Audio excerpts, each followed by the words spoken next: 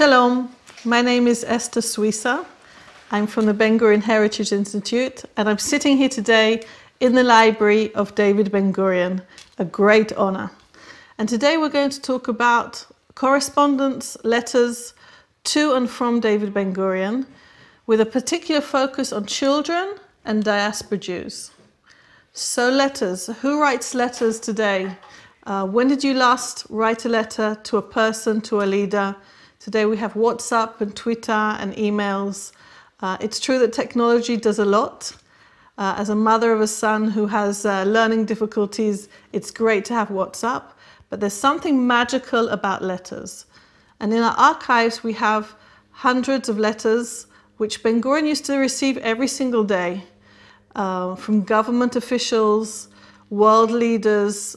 He has correspondence with Albert Einstein, with a Buddhist monk from Burma, and other people who he received from a general public, people in Israel and abroad, and children. So Ben-Gurion didn't have a lot of clothes. He has 5,000 books in this library, and he has a lot of writing materials. So he has carbon paper.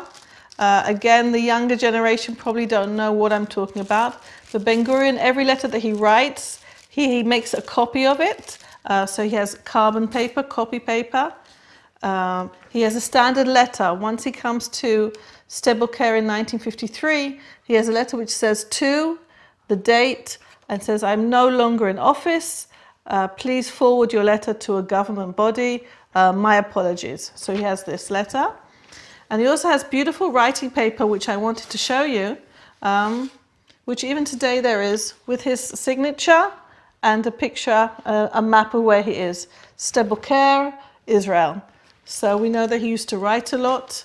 He slept about 3 hours a night. So he used to write letters, write his books, and he sat here for most of the time. So why did people write to David Ben-Gurion? Sometimes it was a request for help. Perhaps they had a problem, a bureaucratic problem. Sometimes they just wanted general help. Otherwise, curiosity. They wanted to hear what his life was like. And there's even correspondence about ideological arguments. A real exchange of letters. We'll see one of the letters about ideology. So the first letter we're going to see is a request for an autograph. Today, it's not common, but when I was a child, and my parents definitely, people would go around with a small book or a little exercise book and ask for autographs. I've been told that in the 1960s, the 1950s, young people would stand next to the Knesset and wait for a famous person, a member of the Knesset, to come out to ask for an autograph. And here in the letter that we see is from a Daniel Fishbane from Massachusetts in 1957. Daniel, if you're out there, must be in his 70s or 80s. He wrote to Ben-Gurion and asked for an autograph. He also asks Ben-Gurion to reply in Hebrew and calls Israel my religious state, which is an interesting use of word.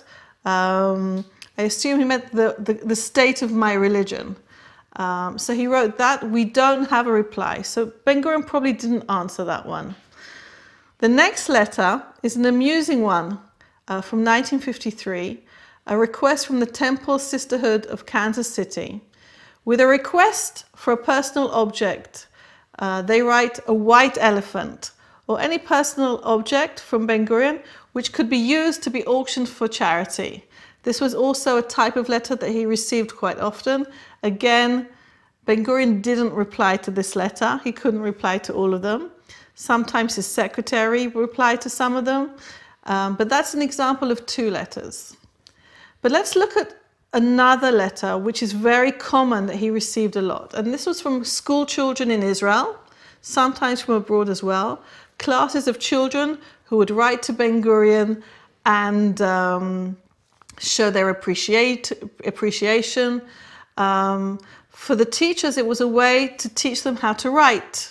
I can say, as somebody who grew up in London in the 1970s, I remember on the 25th anniversary of the Queen, at school we all had to write to the Queen and congratulate her on on 25 years of a monarchy. But coming back here, let's look at this letter. It's an example from 4th graders from Akko. It's 1950, 2 years after the creation of the state. And they're greeting Ben-Gurion for creating the state, for fighting and for winning the War of Independence. And at the end, there's a promise. It says, we will be good pupils, we'll grow up, and we will defend our homeland with our blood. So there was probably a bit of intervention. I don't know how many 4th graders would actually write in that way. So I'm sure the teacher also was involved. And now let's look at a different letter. And this is a letter of curiosity. It's the 15th of January. The date of the letter is the 15th of January, 1954, 3 weeks after Ben-Gurion and his wife have moved to Sde-Boker. And it says the following. To David Shalom. Notice he calls him David. I am from a family in the Ve'oz, an agricultural laborers' neighborhood next to Petach Tikva. I'm 11 years old and I study in 6th grade. I get up at 7 a.m., go to school at 8 a.m. and we start to learn.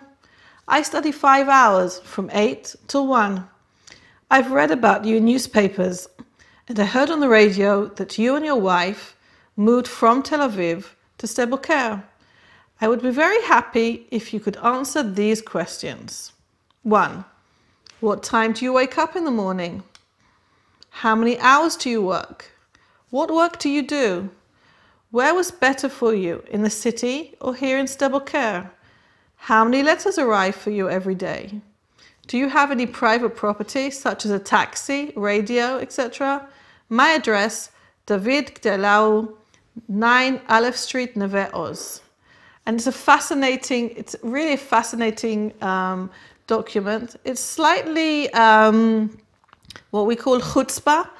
An 11-year-old boy writes to the Prime Minister, calls him by his first name, asks him very personal questions. But Ben-Gurion treats children as small adults, which could be problematic sometimes.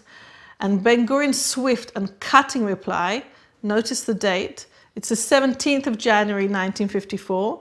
So in 2 days, the Israeli post managed to send the letter from Petach Tikva to Sde-Boker.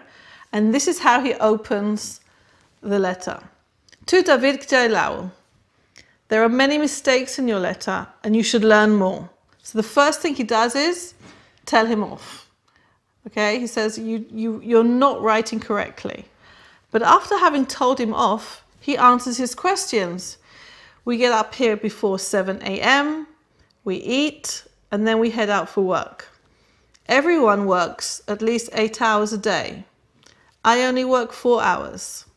The work is in the field or in the pen. I have a radio, but no taxi. Taxi probably meaning a car, a private car. If it wasn't better in Sde-Boker, I would not have come. Here it is good, because here it is wilderness and desert, and everything has to be created anew. This is a theme of Ben-Gurion, the idea of coming here and starting anew. Even the earth has to be improved in order to grow vegetation. And there is nothing more rewarding than starting from scratch. And then comes the punchline. So for the meantime, make do with this. And until you improve your Hebrew language skills, do not ask me any new questions. Regards, D. Ben-Gurion, Sde-Boker. And you could say, wow, what a terrible thing to write. How could he write something like that? But first of all, he relates very seriously to the letter and to the request. But he's very, very fickle, very strict that Hebrew should be written correctly. And if there are mistakes, then he definitely tries to correct them and make sure that it happens. The next letter is actually a request for help. It's 1954. A young immigrant called Mordechai Cohen from Tunisia, age 16, living in Netanya, writes to Ben-Gurion because he's been made fun of at school. The children are laughing at his accent. And he opens his letter by saying, Dear Ben-Gurion, there's no one else in the world I can speak to you, and I must I must speak to you. And this is how Ben-Gurion answers. To Mordechai Cohen Shalom. Please forgive me for the delay in replying to your letter. Think about it. The ex-prime minister writes to a 16-year-old and first of all he apologizes. The letter probably arrived in Jerusalem, went from Jerusalem to Sde-Boker, so it took a few days. And he says the following, I read your words with sorrow and embarrassment because I know this is not the first case and sadly not the last. This cursed attitude to our brothers from different countries exists among several pitiful groups among us, but I do not think that you should be personally hurt. Show your contempt to these worthless people. And regarding your military service, because Mordechai Cohen says, what will happen in the army if I'm being made fun of at school? What will happen in the army? Ben-Gurion says the following, regarding your military service, you will see that you will find friends, brothers in arms, without any racial barrier between them. In the army, there are officers from every ethnic origin, tribes of Israel, and of course also from Tunisia. And noticing your education and your talents, I wouldn't be surprised if you are nominated to an officer's course as well. D. Ben-Gurion. So first of all, we have an apology, which is very important. Also, the belief that the army will be the melting pot. Ben-Gurion believes that in the army, all the different walks of life, young people from all different backgrounds would come to the army, and there would be an equality. And we always joke when we see the beginning of this letter and it says, you're the only person I can turn to. Ben-Gurion isn't the first choice I would make if I was in trouble and had to open my heart to a person, but he answers very matter-of-factly. Okay, so that's important. And now let's look at an example of an ideological argument. And just some background on this person. David Glass was a 9th grader at the Noam Midrashah religious Zionist institution. It still exists. It's a very well-known institution. So he was a religious Zionist. He was born in 1936. He died in 2004. He's no longer alive. He became a lawyer. He became very central to the Shas party.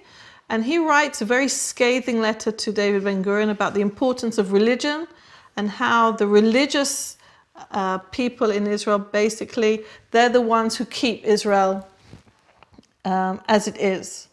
And this is Ben-Gurion's reply. To David Klaas, Noam Midrashah, Pardes Chana, P.O. Box 25.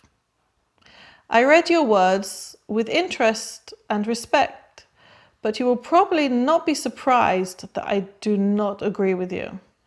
And not only that, I am unwilling to provide my opinions in all the questions you raised. But since you wrote to me in good faith, you will not get angry if my answer will include things which are unpleasing to your ear. You cannot persuade me with your reasoning that you direct your belief for the existence of the nation only on religion. I completely reject your assumption that only one sitting in a dark room learning Torah, or only a resident of Mea Shearim, only they and not others maintain and keep alive Judaism in the present and future. I do not degrade the worth of Mea Shearim Jews, but Jews who do not think like Jews in Mea Shearim have also done much for the existence of the Jewish people, and an Orthodox and ultra-Orthodox Jew such as you has to, in my humble opinion, respect them. You are wrong in assuming that my opinion that those who learn Torah day and night are layabouts or idlers. I am nowhere close to this stupid way of thinking. However, my concept of learning Torah is much wider than yours, and Bialik, who you belittle, is also part of the Torah. Not the Torah of Moses, but the Torah of Israel, and he should be studied.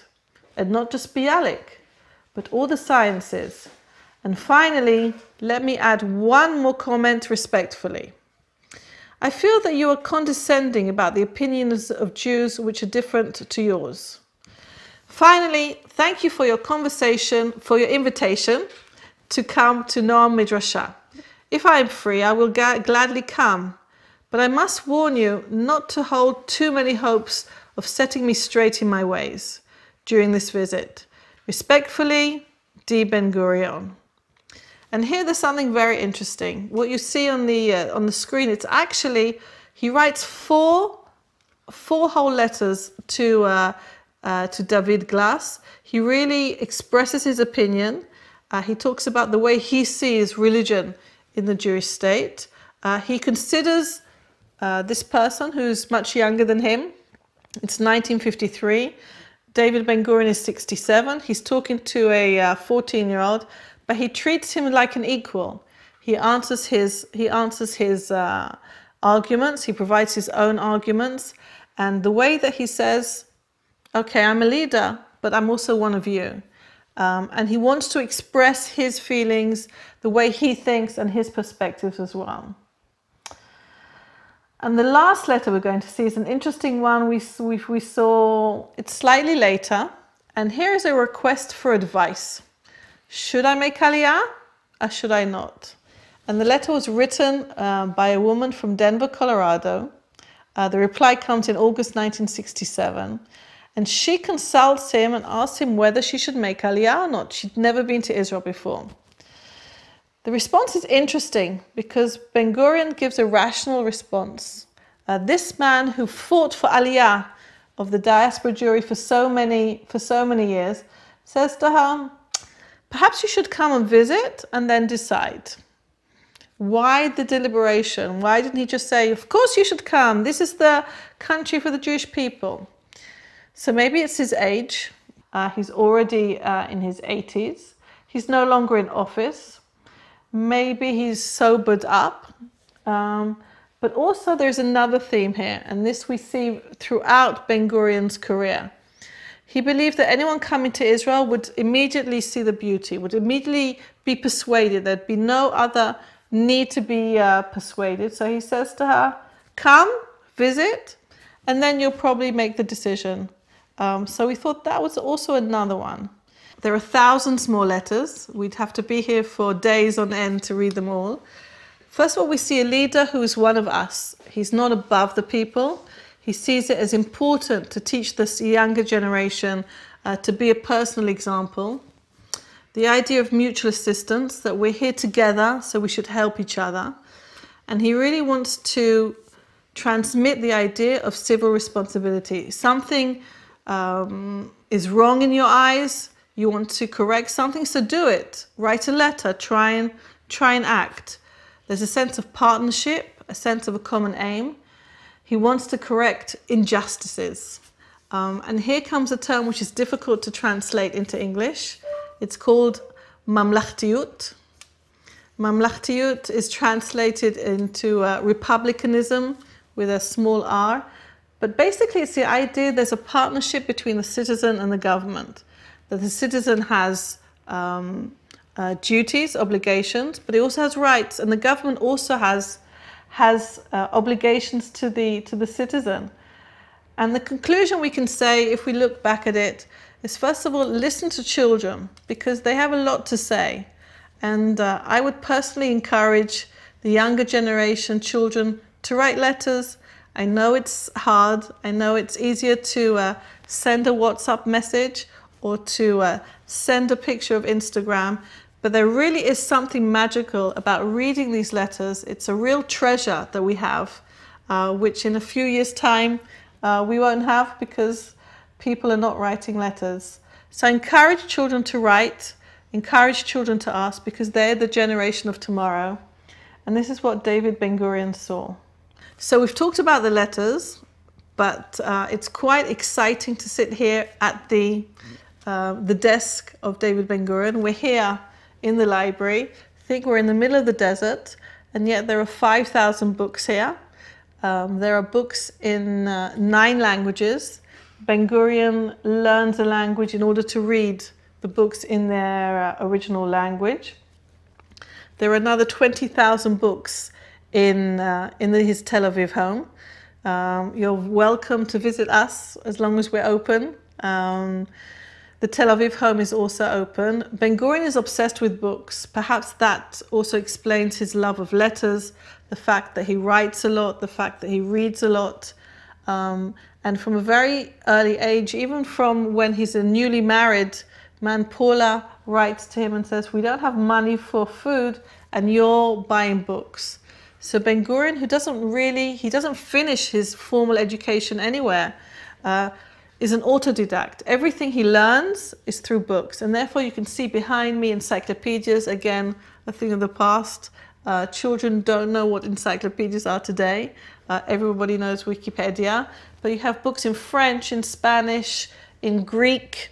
I have a small Buddha above my head and a Greek philosopher, Zenon.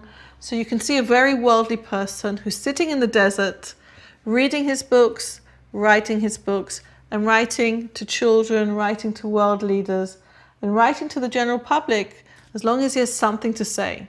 He only writes when he has something to say, and it's a treasure and it's very important to us.